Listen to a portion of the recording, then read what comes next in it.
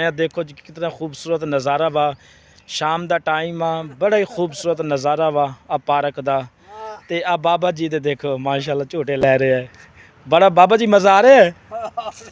दसो तो सही जी बाबा जी मज़ा आ रहा है? बाबा जी ने तुहाडी मुलाकात करन। बाबा जी रोको एक मिनट, रोक के दसो इन्हों किस तरीके बाबा जी मज़ा आया नहीं आया? दसो जी थोड़ा जिहा लम्हा दसो किस तरह मज़ा आया है? बड़ा फिर लेने हैं? चलाओ आओ जी तुसी भी इस तरह बाबे नूं झूटे दिते करो।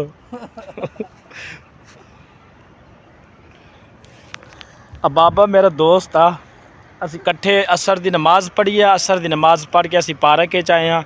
अब बाबा जी झूटे लै रहे हैं जी। बाबा जी कहते बड़ा सुकून आ रहा है, बड़ा मज़ा आ रहा है। देखो तुसी भी देखो बाबा जी का कमाल, आ देखो किस तरह कमाल है नहीं है बाबा।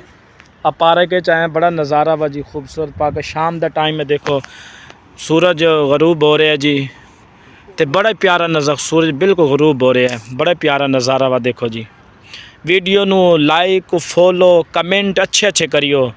आ देखो नज़ारा देख के बाबा जी दे झूटे देख के बाबा जी इन्होंने कह दो जी वीडियो नू लाइक फॉलो शेयर करें, कह दो जी कह दो। बाबा जी दे झूले का वास्ता वीडियो नू लाइक शेयर ज़रूर करियो, कह दो बाबा जी एक दफ़ा वीडियो नू लाइक शेयर ज़रूर करियो, कह दो।